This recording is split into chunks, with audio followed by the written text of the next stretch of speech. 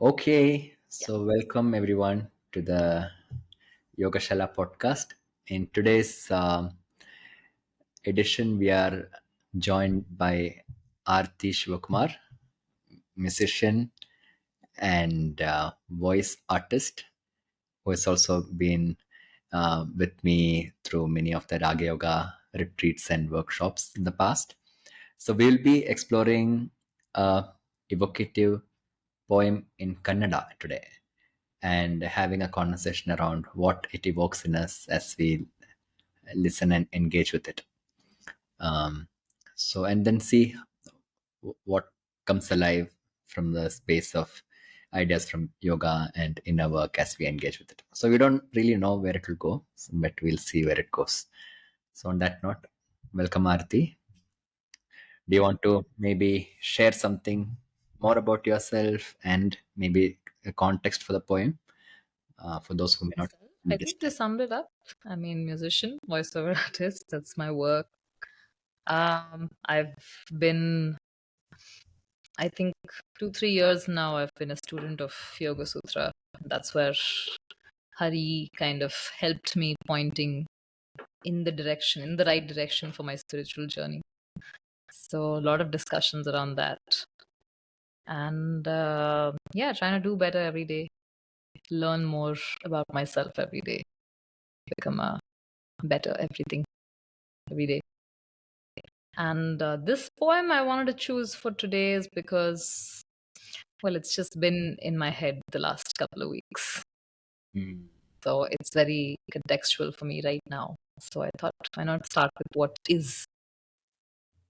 Sure. So, how do you want to go about it? You want to tell the name of the poem and maybe recite it Yeah, in sure. Kannada? I don't Mm. know if reciting is a great idea because I don't speak Kannada. I do take to languages very easily. So I sat down with this poem with another colleague of mine, another friend of mine, and they explained the things that I didn't understand in the poem. So it has 4 verses. So maybe we thought I'll start off with. Should I start with the singing or should I start with the words and the meaning? I think you could sing even if people don't understand. I also don't understand Kannada, but maybe you Okay. can do that once and then share a broad Okay. uh, meaning of it. Yeah. All right. So we'll go verse by verse and like we'll start and then we'll talk a little bit about it and we'll sing again. Yeah. Yeah. So this poem is called Hakki Harutawa. Hakki means birds and Harutawa is they fly. It's a poetry by Sri Vedavyasa Joshi. And well, interestingly, this is a poem that I actually came across about 5, 6 years ago. There was another musician I was working with at that time. He was singing this song and he was trying to do some remix with this song with just him and his wife.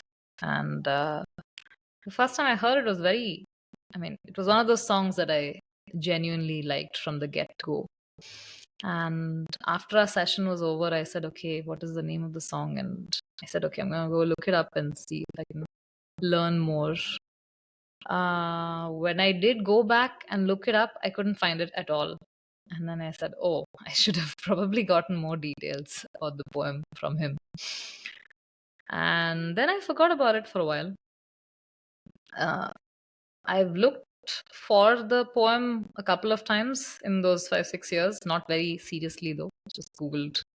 Not couldn't really find it. But recently, I also work with a school part time. So I was working with the children in the 8th, 9th, 10th grade for they were doing their theme for the year is biosphere. And they were looking for, they're doing nature related things all around in all their subjects. So I really, for some reason, this song came to me and I thought this is the song that we must do. So this time I sat down and I looked for the song really hard. And I found a Bhavagite rendition of it by a mother and daughter on YouTube. And then a couple of folk musicians as well. So then I said, okay, I took the poem back. I sat with my colleagues and I said, okay, what does this mean? And now that's how it's been in my life fully for the last 2 weeks. Great. Um, yeah, I think it's a song that you would fall in love with as well. So I'm just gonna present it to you, Sure. share it with you, and see how you like it.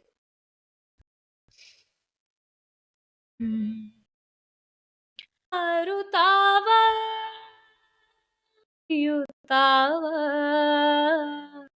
ಹಾಡಿ ಕುಣಿಯುತ್ತಾವ ಹಕ್ಕಿ ಹಾರುತ್ತಾವ ಹಾಡಿ ಕುಣಿಯುತ್ತಾವ ಇಲಾಗ ಸುತ್ತಾಡುತ್ತಾವ ಮನಸಾರೆ ನನಯುತ್ತಾವ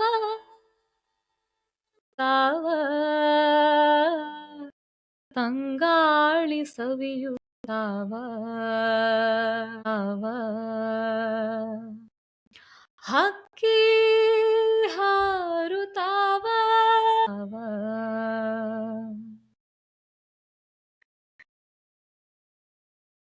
so far is Haki's birds they fly, and Hari Naliyuttava is they enjoy their flight, and Hardi Kuniyuttava is when they like hop, and when they hop with joy, like how the birds are.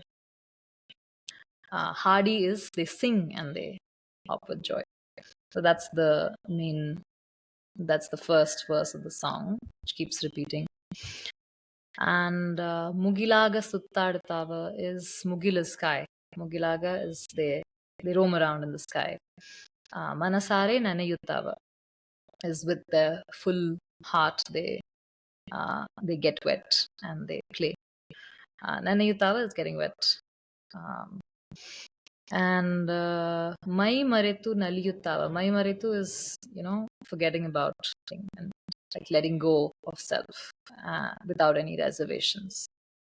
They Naliyuttava again. They enjoy. I think that's the meaning of the word. And Tangali Saviyuttava. Tangali is cool breeze. And Saviyuttava means like to really like to take in and to really savor, or how do I explain it? To really enjoy something fully. So that's the beginning of the verse. It's to really be present and to take in everything that comes your way. Yeah, it is very beautiful. Just to listen even without knowing the meaning. I first heard it, I didn't know the meaning of the song. Mm. So, you said you've been with this for a few days or weeks now, Yeah. after hearing. And what what was your evocation when you were listening to it? I was in touch with a sense of expansiveness, um, some element of freedom, but also pain. That is what I felt when I was listening right now. So maybe you can also share about what was your evocation when you were listening or re-listening in the last few weeks. By pain, I think it's just right there in the first note. But I think when I listen to it, like you said, an expansiveness. Also because when I was learning the meaning, the meaning of the word, the meanings of all the words in the first verse, it's so picturesque, right? It's telling you what's happening, what the birds are doing. So there was just I think it's more an expansiveness and a stillness. Even though it's about movement, there's a stillness in the movement that's going on. And when I said I'm going to teach the kids this, I said this, and we have I work in the middle and high school that I work Mm. there. It's a large piece of land. So there's very little footprint of buildings. There's a lot of trees, a lot of place to walk. So then I could not teach the song in the classroom. I had to take them Mm. out and sit under a tree, look at the sky, and then do it. Mm. So it was a very yeah, like a limitless, feeling. Like anything could happen. So Ah, please. yeah, goes in a little deeper into the meaning of the poem. Hmm. So it says Allenu Ediru Barada Gullendu Bere Irada. So Alle is there, Allenu Ediru Barada, like whatever's coming in front of you or the bird. Um, all the noises like rain, thunder, wind. Teli Neeli Neeru Suridu Malayaga Balu Irada. So what it's saying is everything that comes towards you being washed away by clear water. And wish our lives were like that, where just a flow of water would just wash away all the noises that come your way. Allenu eduru barada irada allirada suridu ಮಳೆಯಾಗ ಬಾಳು ಇರದ ತೆಳಿ ನೀಲಿ ನೀರು ಸುರಿದು ಮಳೆಯಾಗ ಬಾಳು ಇರದ ಹಕ್ಕಿ ಹಾರುತ್ತಾವ ಯುತ್ತಾವ ಹಾಡಿ ಕುಣಿಯುತ್ತಾವ ಹಕ್ಕಿ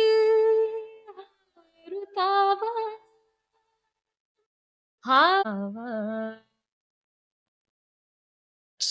with every verse, the meaning sort of goes deeper and deeper. Yeah. So there is a picture painted first about what is happening, and then now we're thinking about things. Is there one more para or this There two? are two more verses. Then you complete that. I think then You it'll want to do two maintain a more continuity. verses? I thought Hmm. we'll talk, and then in the end of our conversation, I'll do the whole song. But Okay. yeah. That's So right good. now, two verses are done. There are two more verses to Hmm. go.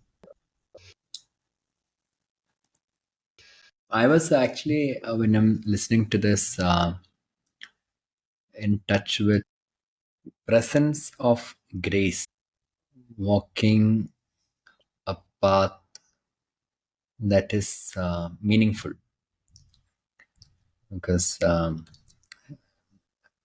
the like the flight of the bird and the expansiveness and the freedom, this verse somewhere also acknowledges all the obstacles which are very extraneous but has an impact. Hmm. And the rain may or may not happen, Hmm. so that could be an act of grace if it happens. Hmm. And so there's a wish for something as natural as what created the challenges to also clear it, Yeah. so that so the entire drama of obstacle and its removal becomes part of a natural process than something that is of my. So I That's what think. I think I Mm, also felt that, where, it's a matter of factly portrayal of like the humility of how just small we are, and things that are happening which are just much bigger around us. And there's no, it is talking about big things that are happening, but it's such a matter of factly way. Like, simplicity in that humility. It was more meaningful because it was that simple. mm, wishfulness. It's not really longing for it. It says, wish our lives were like that. So there is this idea in yoga, no, of coming out of experiences without residues. That I think I was also in touch with that. There is a wish for shaucham, or a certain Hmm. sense of cleanliness, um, both physically and in the inner space. Sometimes it happens when you grieve in an appropriate manner.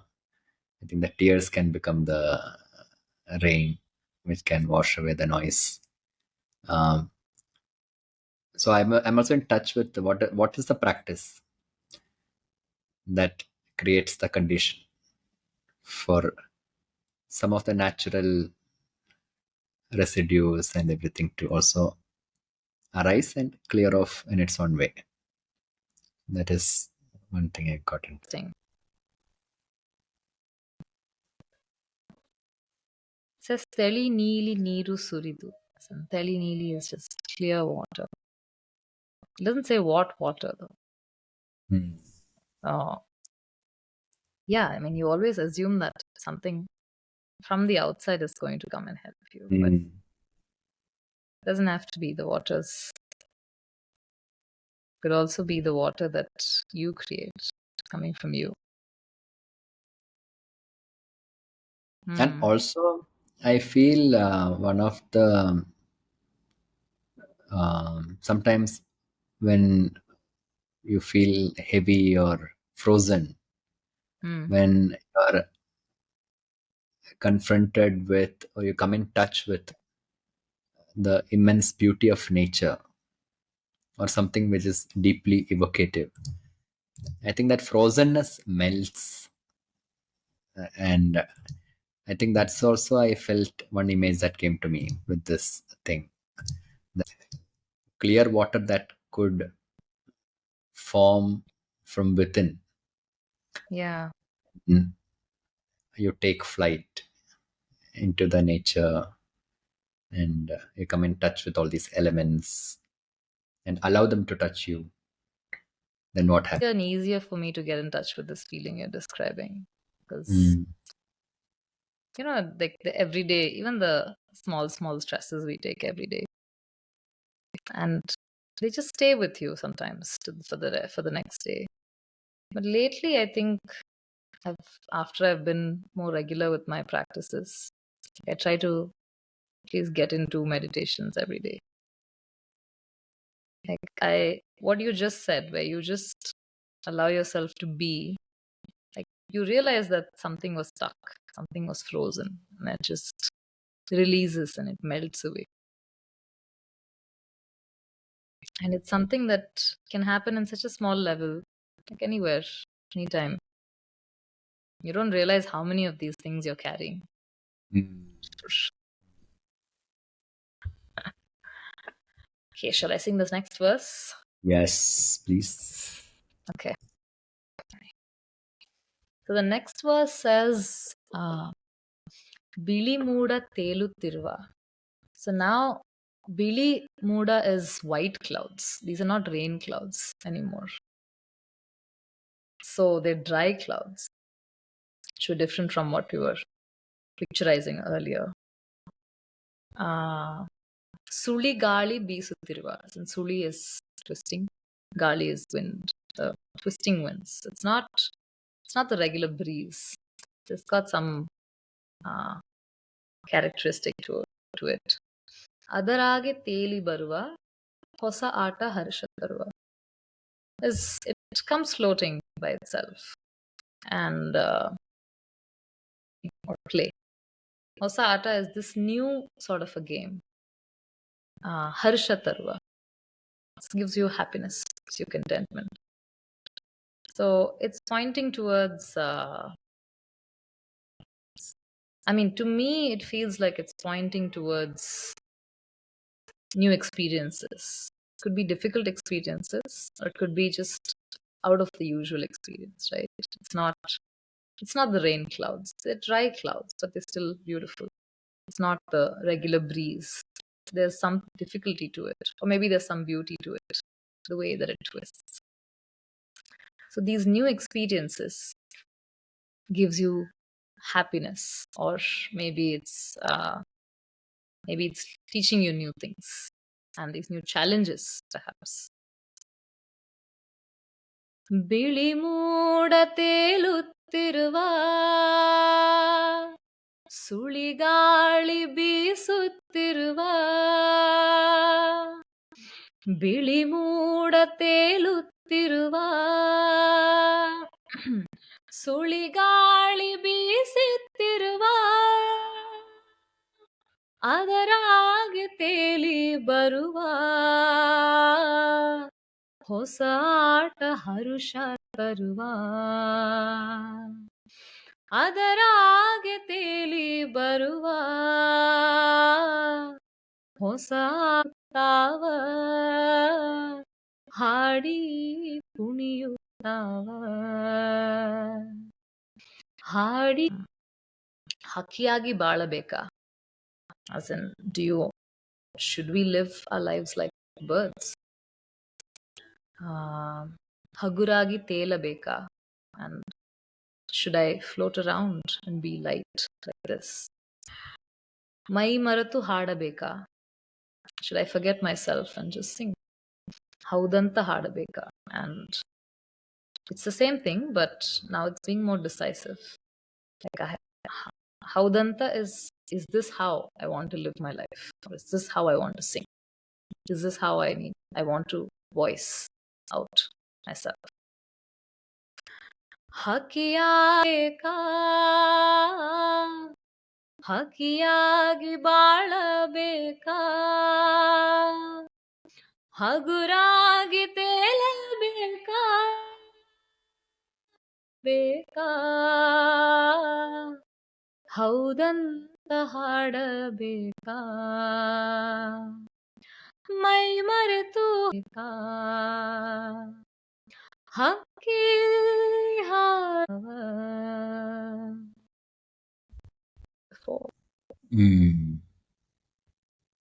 What are you feeling? I think I was getting 2-3 very different imageries when I was listening to you.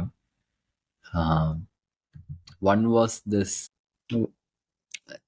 this imagery of a place that is empty, and standing there and asking myself, what is the game I want to, and what kind of a ground do I want to play in? Who want to be my playmates? So when you're doing that third stanza, it felt like the invitation that after the residues are cleansed from the past, it gives an opportunity to relook at the same space and redefine or play. So like the clouds still remain. Through fresh eyes. Like the clouds are still there, but they are not rain bearing, but there is a certain sense of brightness, whiteness, and winds are still there, but there is no wish for it to go. So one was that image of a choice. What choice will I make if I have left with that thing to invent a game, play a game, create a ground? And I think the last part was very evocative in the sense that the same body or vehicle I felt externally by doing the same thing could either be filled with meaning or be completely meaningless. So that question about should we live like birds, on the face of it looks like a very nice fantasy and full of freedom. But then it could also mean just floating around without any purpose and uh, Yeah. doing things in a very mechanical way. And but Sometimes forget, one could lead to the other. yeah. It is.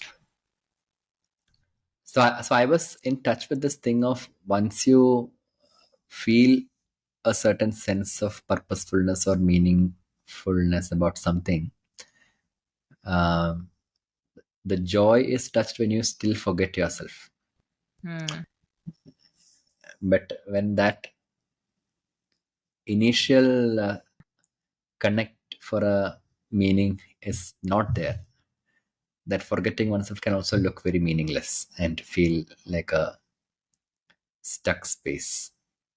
So that the words, what you're saying about should I just float around or should I forget myself and just sing, looked very, landed very similarly to me, but with the difference of a certain sense of meaning I invest.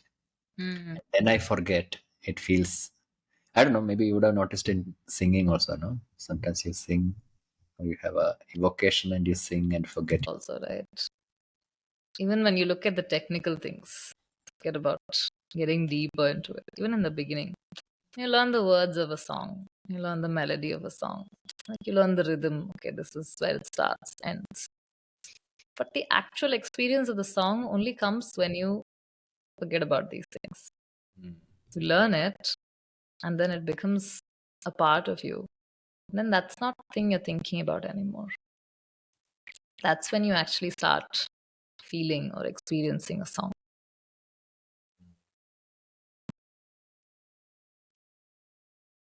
Yeah, this forgetting about oneself is a very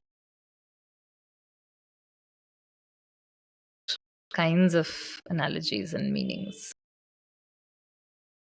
For me, it's also bringing in the idea of instrumentality in action. That am I doing it so that I get to experience something at the end of it, Mm. versus am I just Is doing the fully experience. present in it, kind of thing. Like when we started this conversation with us, a certain hesitation that, oh, where will it go? What will, so there's always this tension, I think, when you do something to, is it going to lead to something which we will finally feel okay, or Mm. can we forget and look at the process and see what is getting unpacked in the here and now. And I think what the poem evokes is certain sense of what you said at the start, no? That stillness in movement happens maybe when you just decide to go all in with all heart and play. And then even the wishes for things could be held lightly, like a light wish. I wish the noise goes. I But it is only deepened because of the connection it has with the previous verse. Mm, yeah. Like, should I live like a bird? Wouldn't have made sense.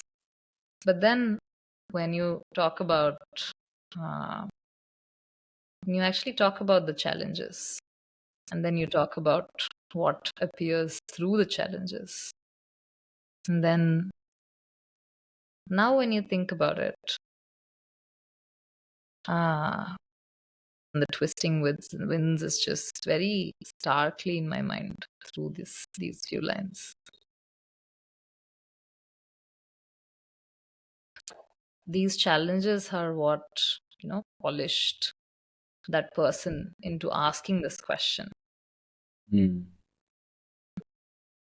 In asking these questions, there's a lot of gratitude towards what one has come through. And then when you have that gratitude, you don't look at these things as challenges anymore.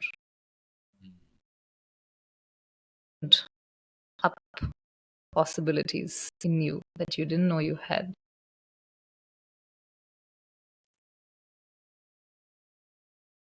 Yeah, I think I'm just, when I look at the whole four stanza that you shared, it does give the image of looking at a bird in flight and then resonating with some of its freedom, joy, presence. And I think I just, as you're saying now, I was getting in touch with what the possible pain could have been in the first stanza. Because the flight and the joy of the bird flying without a sense of self is also uh, very connected to the last question of checking in with myself. Is this the life I want to live? Is this the process I need to invest in and integrate? Because the fantasy is also mixed with fear of what are the other implications of really forgetting the self and acting from that space. Then what could that mean when it comes to some of the essentials of life, the practicalities of life? Can that be afforded? Or so is the sadness a reflection of a sense of, oh, it's a good dream, but can it be really lived in today's context? Or is it something that is available only to a bird? So I think that's what I'm in touch with. Don't want to talk about it because there's so much, uh, so many unarticulated things I feel Mm, that are in between the lines that yeah. you can only experience when you sit and you live, like in those moments. You really have to come to a stillness to feel them.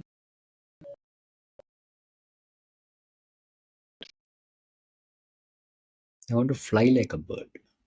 I don't know if that is separate from living like a bird. But yeah, at this point, I feel it's a aspiration that don't have a grounding. Meaning, there is a. I remember in some process, I was in touch with this bird in flight, and then also getting in touch with the fear of where will I land? Because the bird can't keep flying. It also needs a tree or a ground or a nest to come back. So I think that is a mixed association right now of Ending the flight really doesn't mm, have the same essence. Like it's like how without experiences of joy and sadness, mm, neither really makes sense.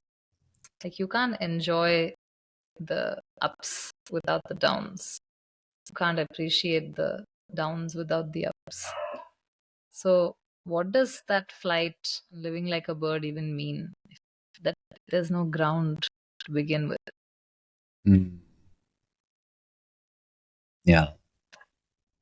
So I think that is where the, especially if the poem speaks about the part of the bird's life that is in.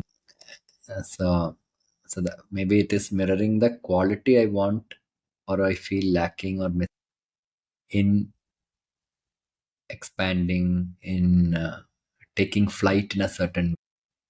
I think as I speak it in that perspective, I do feel like I want to live like a bird. Mm-hmm. How do you feel? Acha, okay. Always felt very lucky, Mm, or like I felt. I mean, gratitude aside, like it's like you really have to sit with the feeling to feel a full sense of gratitude for it.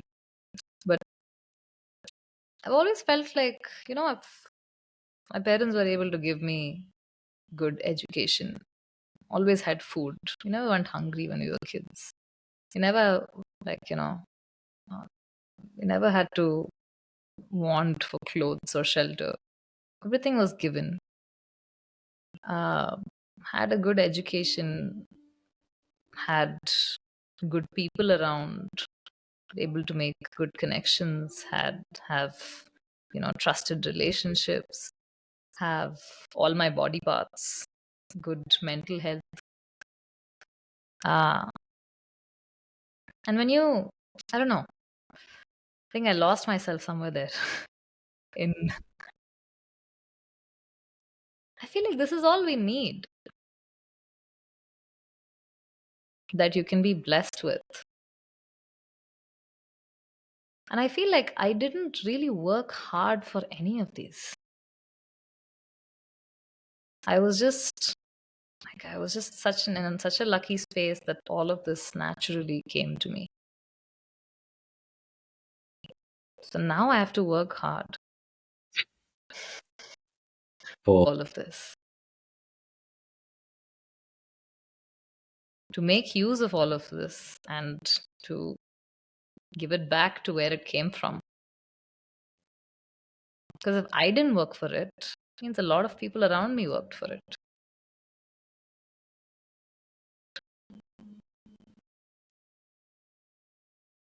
Like things have just been, and like the last decade, I suppose, I worked towards where I wanted to go, very specifically choosing what kind of things I wanted to do. But like the song says, it doesn't feel like hard work when you're just choosing to experience that path that you're going, the flight. I think when I listen to you, I'm in touch with how when we make certain choices after a point in time, they don't feel like very conscious choices, especially if it came from a space of very aligned to who we were at that time. Because I remember, Really, I feel the opposite. mm, no, you were sharing, nah, you didn't feel like you worked for it. It all came to you naturally. I'm just building Like on that point. yeah, So till my sometimes I feel that like for instance, I remember the time we worked together on Raga Yoga during mm, COVID, and after the retreat, you made a conscious decision to pursue Yoga Sutra, mm, that line, no? But whatever shifts happened post that may not look like you worked for it or anything, but there was a moment of choice, um, which may have come through reflection, so some practice, yeah. taking time. So what I'm trying to perhaps articulate is a lot of blessings at times may feel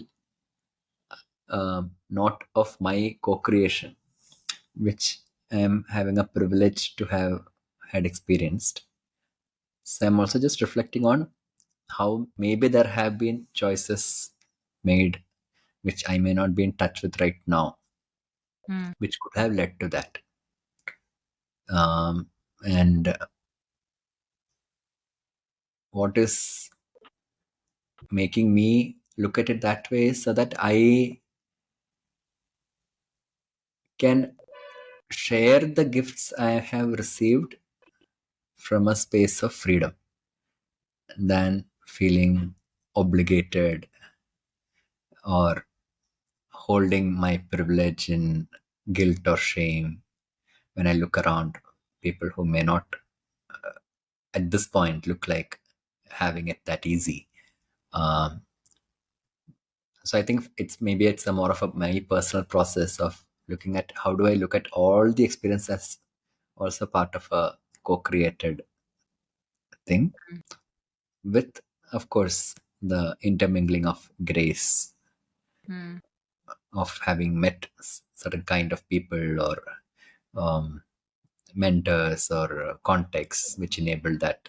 That is totally out of conscious control, but there was always a moment of choice I could have mm, exercised which I did in a certain way, which led to things panning out in a certain. You're right. I think in the larger context, I just talk of like, till the end of college life to things that just automatically happened to me. It's only after that that I give myself credit to doing the things that, that were to be even when I was a kid from them. Or how we chose to react to.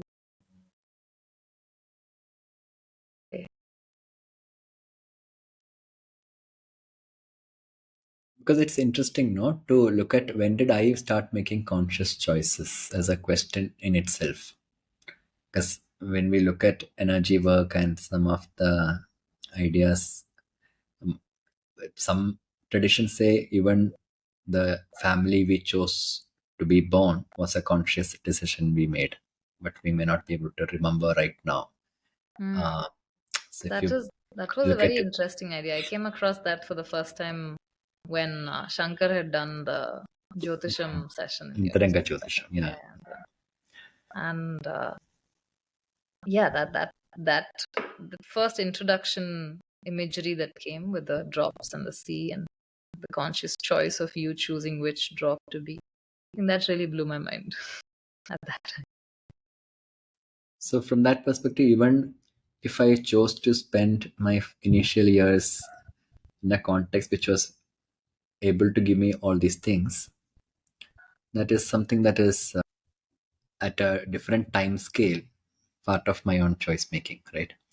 So, but then, as you said, what did I decide to do with all that after that? And that becomes my current lived reality and everything. And now what to do with it? Mm.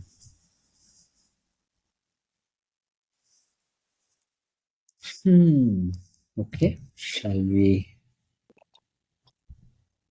pause there then for today? And maybe those who are listening to this podcast can also reflect upon what. Like five people and people have opposing views. Ah, true, That no? kind of carry forward the chain of thought. Correct. So I, maybe I if think you're you a and me are agreeing agreeing with each other far too much. far too much, no? Yes. Mm. So who knows? Maybe somebody who's listening to this is not in that agreeable state. So your views are welcome. You can share it as comment, or if you liked this and you want to join as guest to come in and share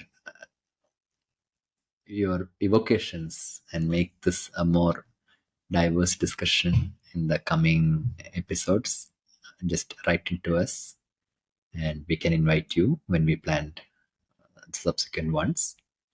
And we have no plans on how we will take it forward, right, Aarti? We'll keep coming up with some evocative poem that we liked or a Yes. song I've and see I've what I've happens. thrived best in situations with no plans.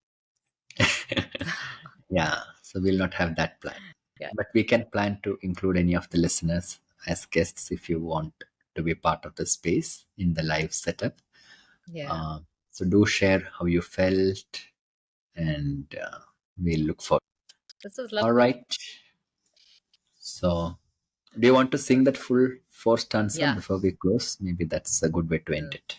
close Yeah. with the song.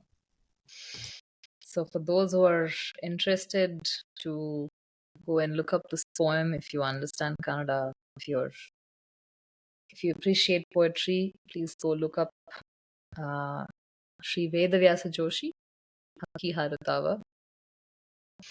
That's our offering for today.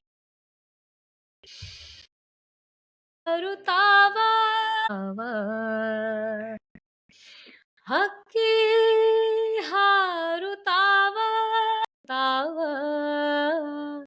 ಹಾಡಿ ಕುಣಿಯುತ್ತಾವ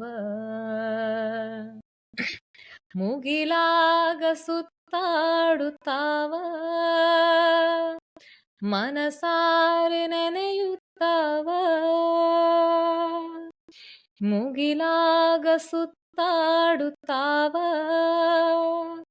ಮನಸಾರೆ ನನಯುತ್ತಾವ ತಾವ ತಂಗಾಳಿ ಸವಿಯುತ್ತಾವ ಮೈ ಮರೆತು ನಲಿಯುತ್ತಾವ ತಾವ ತಾವ ಹಾಡಿರದ ಅಲ್ಲೇನು ಎದುರು ಬರದ ಇರದ ಇದು ಮಳೆಯಾಗ ಬಾಳು ಇರದ ತೆಳಿ ನೀಲಿ ನೀರು ಸುರಿದು ಮಳೆಯಾಗ ಬಾಳು ಇರದ ತಾವ ಹಾಡಿ ಕುಣಿಯುತ್ತಾವ ಬಿಳಿ ಮೂಡ ತೇಲುತ್ತಿರುವ ಸುಳಿಗಾಳಿ ಬೀಸುತ್ತಿರುವ ಬಿಳಿ ಮೂಡ ತೇಲುತ್ತಿರುವ ಹೊಸ ಆಟ ಹರುಷ ತರುವ ಅದರಾಗೆ ತೇಲಿ ಬರುವ ಹೊಸ ತಾವ ಹಾಡಿ ಕುಣಿಯುತ್ತಾವ ಹಕ್ಕಿಯಾಗಿ ಬಾಳಬೇಕಾ ಹಗುರಾಗಿ ತೇಲಬೇಕಾ ಹಕ್ಕಿಯಾಗಿ ಬಾಳಬೇಕಾ ಹಗುರಾಗಿ ತೇಲಬೇಕಾ ಮೈ ಮರೆತು ಹಾಡಬೇಕಾ ಹೌದಂತ ಹಾಡಬೇಕಾ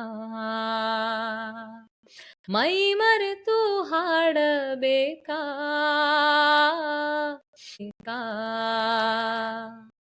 ಹಕ್ಕಿ ತಾವ ಹಾಡಿ ತಾವ ತಾವ ಹಾಡಿ ಕುಣಿಯುತ್ತಾವ ಹಾಡಿ. Okay, on that note, let us conclude today's session and we'll be back with another song or a poem soon. Yes. Any closing thoughts? Closing thoughts.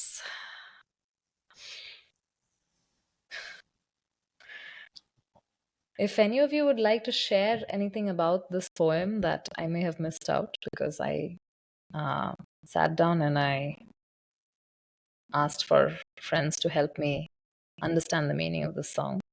Since I'm not a Kannada speaker, if there's anything that you would like to add to what the poem could mean, any depths that we have missed from what the song was intended to be, please share.